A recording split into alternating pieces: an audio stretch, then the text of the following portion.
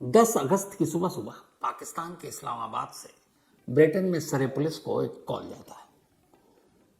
Phone करने वाला बताता है कि वो पाकिस्तान के इस्लामाबाद से बोल रहा है और उसका नाम उरफान शरीफ है, उम्र 43 साल है। इसके बाद वो बताता है कि सरे के एक इलाके में वो एड्रेस दिखाता है और कहता है कि ये 3 बेडरूम एक घर है और इस घर की पहली मंजिल पर एक रूम के अंदर एक बेड के ऊपर एक लाश है। फिर कहता है कि वो लाश मेरी बेटी की है और मैंने ही उसे मारा है। वो फोन पे लगातार रो रहा है और पुलिस से कहता है कि मैं मारना नहीं चाहता था, लेकिन मुझे गुस्सा आ गया, मैंने मारा और मैं ही अपनी बेटी का गुनहगार हूं। तो ये भी कहता है कि मैं अपने आप को कानून के हवाले भी करूंगा।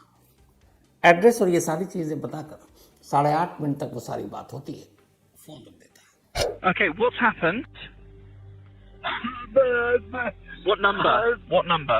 Number 6. Okay. Take a deep breath. Take a deep breath and tell me what's happened. I cannot. I technically punished my Okay. daughter and she died. I left home in a panic. God, she's allowed at home. I need you to take a breath because I cannot understand what you're saying. Okay. Your daughter has died. I killed my daughter. I killed my daughter. अभी तो सरे police को जैसे ही phone मिलता है, address चूंकि लिखा हुआ था, फौरन सरे पुलिस की एक टीम उस बताए हुए पते पर पहुंचती है। 3 बेडरूम का ये घर खाली पड़ा था। पुलिस की टीम अंदर जाती, ये भी पता था कि पहली मंजिल के एक कमरे में बताया उसने कोई लाश है। अब फर्स्ट फ्लोर के एक बेडरूम में पुलिस दाखिल होती है। जब अंदर दाखिल होती है तो सामने एक बेड पर उसकी नजर पड़ती है। बेड बिल्कुल चादर, सारी तकिया चीजें करीने से सलीके से बिछी हुई है। बेड के ऊपर एक चादर, एक पुलिस अफसर उस चादर को हटाता है तो एक 10 साल की बच्ची की लाश मिलती है। उसके दोनों हाथ एक तरफ थे, वो औंधी मुंह लेटी हुई थी। चादर हटाने के बाद पुलिस जब उस बच्ची को देखती है तो उसके जिस्म पर अनगिनत जख्मों के निशान थे। फौरन पुलिस की एक टीम उस लाश को उठाती है इस उम्मीद में कि शायद जिंदगी बाकी हो और उसे हॉस्पिटल भेज देती है। पुलिस कमरे की तलाशी लेती है। जब कमरे की तलाशी लेती है तो उस कमरे से 3 पन्नों का एक नोट मिलता है जो उसी बेड पर उसी लाश के साथ एक तकिए के नीचे रखा हुआ था। और जो 3 पन्ने का ये नोट है, ये वही नोट है, इसकी ओरिजिनल तस्वीर है। इंग्लिश में लिखा हुआ ये नोट था। पहले पन्ने पे सिर्फ 3 शब्द है, लव यू सर। इसके बाद दूसरे पन्ने पर वो लिखता था कि जो हिंदी में है इसका तर्जुमा वो ये है कि जिसे भी ये नोट मिले मैं उसे बता दूं कि मेरा नाम उरफान शरीफ है और मैंने ही अपनी बेटी का कत्ल किया है। मैंने अपनी बेटी को पीटा है, मारा है और अब मैं भाग रहा हूं क्योंकि मैं डरा हुआ हूं पकड़े जाने से। लेकिन मैं वादा करता हूं कि मैं जल्दी अपनी सजा भुगतने के लिए कानून के हवाले खुद को कर दूंगा। इसके बाद वो आगे लिखता है कि मैं ऊपर वाले की कसम खाकर कहता हूं कि मेरा मारने का अपनी बेटी को कोई इरादा नहीं था, लेकिन फिर मुझे अपने गुस्से पर काबू नहीं रह पाया। फिर लास्ट में लिखता है कि मेरी बेटी एक मुस्लिम है और मैं चाहता हूं कि मुस्लिम रीति रिवाज के हिसाब से उसे दफना दिया जाए। फिर ये लिखता है जो आखिरी लाइन है कि मैं अपनी बेटी के पोस्टमार्टम पूरा होने से पहले वापस आ जाऊंगा।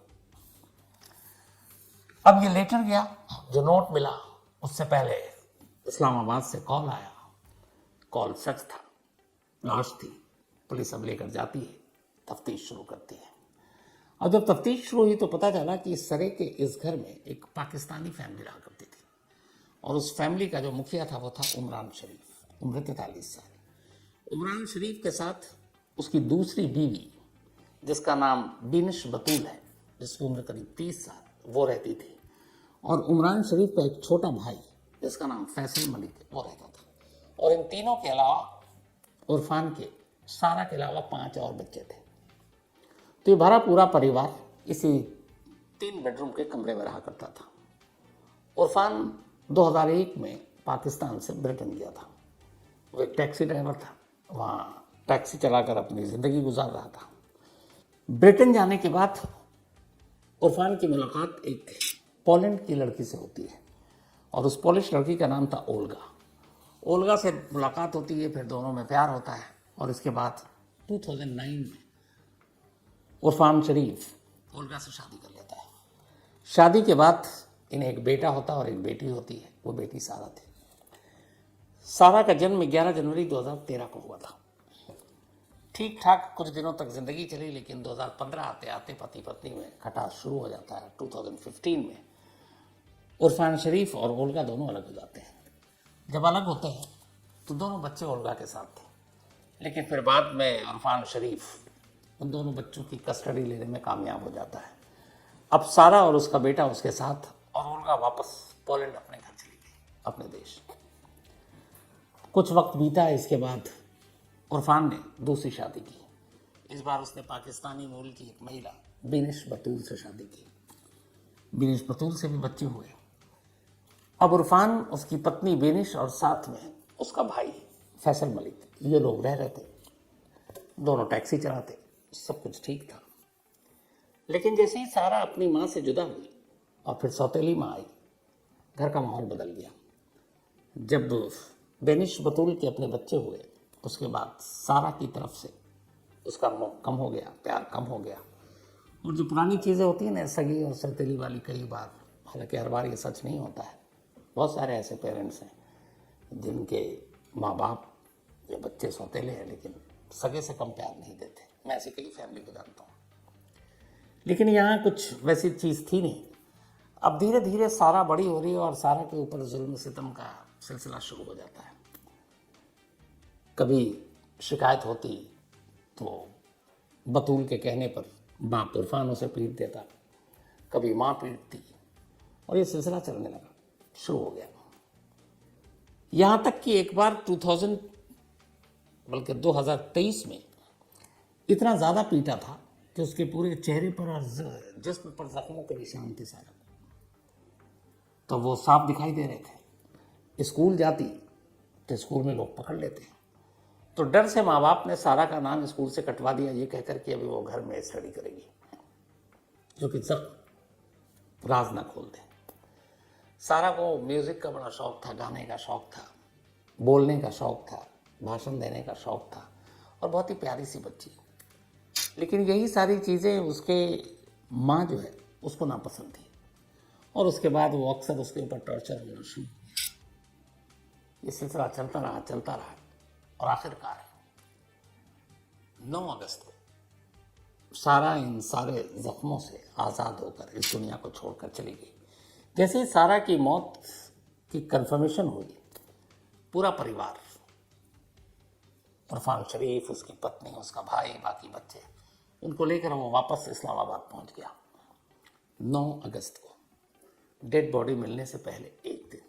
और 9 अगस्त को पहुंचने के बाद 10 अगस्त की सुबह सुबह उसने कॉल किया, और उसके बाद फिर पुलिस पहुंचती है और वो सारा की लाश मिलती है। अब पाकिस्तान और ब्रिटेन के बीच में प्रत्यर्पण संधि नहीं है, ट्रीटी नहीं कि एक दूसरे मुजरिम या कैदियों को एक दूसरे को सौंपा जा सके कानूनी तरीके से। उधर जब सरे पुलिस पहुंची, और चूंकि ऑलरेडी बाप का फ़ोन आ चुका है, वो एक्सेप्ट कर चुका है। कमरे के अंदर से एक नोट मिला 3 पन्ने का, जिसमें वो कह रहा है कि मैं इरफान शरीफ हूँ, मैंने अपनी बेटी को मारा है, मैं मारना नहीं चाहता था, मैं खुद पर कानून के हवाले भी कर दूंगा अपने आप को। तो शक की गुंजाइश नहीं थी, लेकिन तब तक ये पता चल चुका था कि ये पूरा परिवार वहाँ से भाग चुका है। अब सरे पुलिस कोशिश कर रही है कि इसे किसी तरीके से गिरफ्तार कर ब्रिटेन लाया जाए ताकि उसको अदालत के सामने पेश किया जाए। इधर इसी बीच अब सारा की पोस्टमार्टम रिपोर्ट आती है। जब पोस्टमार्टम रिपोर्ट आई, उसके बाद जो सारा की कहानियां मीडिया में आई, जिसने भी सुनी, तो यकीन नहीं हो रहा था कि एक 10 साल की इतनी प्यारी बच्ची के ऊपर इतने जुल्म उठाए गए होंगे। पोस्टमार्टम रिपोर्ट के हिसाब से सारा के पूरे जिस्म पर 71 इंजरी मार्क थे, 71 जख्मों के निशान थे, और उससे भी खतरनाक ये कि इन 71 इंजरी मार्क के अलावा 25 जगह पर उसकी बॉडी में फ्रैक्चर था। 25 जगह पर हड्डियां टूटी हुई थी, रिब्स, पसलियों की हड्डियां, बाकी जगह पर हड्डियां टूटी हुई थी। यहां तक कि उसके जिस्म को घर में यूज होने वाले प्रेस आयरन से जलाया गया था और वो जलने के पूरे निशान थे कि आयरन को पूरा गर्म करके और उसके नंगे जिस्म पर उसको रखा गया। उसके शरीर पर अनगिनत जगहों पर दांत से काटने के निशान थे। यहां तक कि इस पोस्टमार्टम रिपोर्ट में यही क्लियर नहीं हो पाया कि सारा की असल में मौत हुई कैसे। कोई भी जख्म जानलेवा हो सकता था। और सबसे बड़ी बात यह कि वो जो 25 जगहों से फ्रैक्चर था, हड्डियां टूटी हुई थी, और अगर पसलियों की भी हड्डियां टूटी हुई हों तो उस इंसान के दर्द की इंतहा क्या होगी। तो आप सोचिए कि पसलियों की हड्डियां टूटी हुई हों, कोई इलाज नहीं, कोई प्लास्टर नहीं, कुछ नहीं, तो कैसे, किस तरीके से, किस किस दर्द को उसने झेला होगा। इस पोस्टमार्टम रिपोर्ट ने हर एक की आंखें नम कर दी थी। अब इसके बाद हुआ नहीं, गुनहगारों को पकड़ा जाना चाहिए। इत्तेफाक की बात कि ब्रिटेन पुलिस अपनी तरफ से पूरी कोशिश कर रही थी। तभी 13 सितंबर 2023, 9 अगस्त को उरफान और उसका पूरा परिवार भागकर सरे से पाकिस्तान पहुंचा था और उसके लगभग 1 महीना और 2 दिन के बाद, 3 दिन के बाद 13 सितंबर 2023 को इस्लामाबाद से वाया दुबई और दुबई से ये फिर से पूरा तीनों पति पत्नी और भाई, बच्चे पाकिस्तान में ही थे। जो उरफान शरीफ है उसके फैमिली के पास, माँ बाप के पास, बाकी मियाँ बीवी और उसका भाई फैसल मलिक, ये लोग वापस सरे जा रहे हैं। दुबई से फ्लाइट पकड़कर अब ये वहां पहुंचते हैं। गेटविक एयरपोर्ट पर जैसे ही ये प्लेन लैंड करता है, सारे पुलिस को इनके आने की भनक मिल चुकी थी। तो प्लेन जैसे ही लैंड किया, सारे पुलिस की एक टीम, अभी प्लेन रनवे पर है, पैसेंजर उतरा नहीं है, कोई भी उतरा नहीं है, पुलिस उस प्लेन के अंदर दाखिल होती है। और दाखिल होने के बाद उरफान शरीफ, उसकी पत्नी बेनिश बतूल और फैसल शरीफ, इन तीनों को ये बताती है कि हम आप तीनों को यहाँ अरेस्ट करने आए हैं और आप पर इल्जाम है आपकी अपनी बेटी और भतीजी के कत्ल का।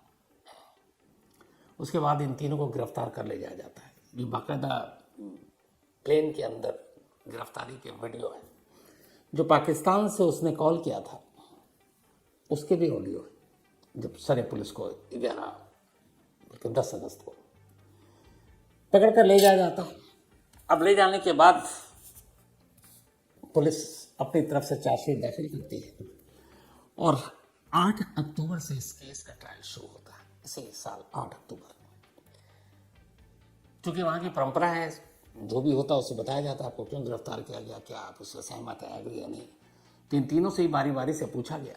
उन्होंने बाकी चीज़ें तो बताई, लेकिन जब ये बात आई कि क्या आपने जुर्म किया है, तो सभी ने नो कमेंट्स कह दिया, क्योंकि वकील ने उनको सुझाव दिया होगा। इसके बाद 8 अक्टूबर को जूरी बैठती है, जज सामने है, मुकदमे की कार्रवाई शुरू होती है। 1 महीना बीत जाता है, ट्रायल चलता रहता है। और फिर नवंबर में अचानक, अब तक जो नोट छोड़ चुका, जिसने फ़ोन करके बताया लाश कहाँ, जो ये कह रहा है कि मैंने मारा है, वो वहाँ पहुँचकर अब बदल चुका था। उरफान शरीफ वो कह रहा है कि मैंने अपनी बेटी का कत्ल नहीं किया। और पूरा अक्टूबर ट्रायल के दौरान उसने यही कहा। लेकिन फिर नवंबर का महीना आया, 1 महीने का ट्रायल पूरा हो चुका था। एक रोज़ अचानक कोर्ट में उरफान शरीफ रोने लगता है और कहता है कि मैं अपने जुर्म कबूल करता हूँ, मैंने अपनी बेटी का कत्ल किया, मैंने उसे टॉर्चर किया, मैंने उसे मारा है। उस घर से एक बैट मिला था, बल्ला और लोहे की रॉड। बैट के ऊपर भी खून के निशान थे, लोहे के रॉड पर भी खून के निशान थे। उन दोनों से भी सारा को पीटा गया था और शायद वो जो 25 फ्रैक्चर थे उसी की वजह से। अब जिस्म पर अनगिनत दांत से काटने के निशान थे। तो जब जज ने पूछा कि आपने जुर्म अपना एक्सेप्ट कर लिया, तो ये बताइए कि ये बाइट मार्क्स आप ही के हैं। तब उरफान ने कहा कि नहीं, न मैंने प्रेस से जलाया, न मैंने दांतों से काटा कभी सारा को। तो फिर किसने? वो इस पर खामोश हो गया। अब ये था कि फिर उसकी बीवी यानी कि सारा की सौतेली माँ ने ऐसा किया। जज साहब पूछते हैं कि क्या ये बाइट मार्क्स आपके हैं? वो कहती है नहीं। तो कहते हैं ठीक है, इसका DNA और फॉरेंसिक जांच से क्लियर हो जाएगा।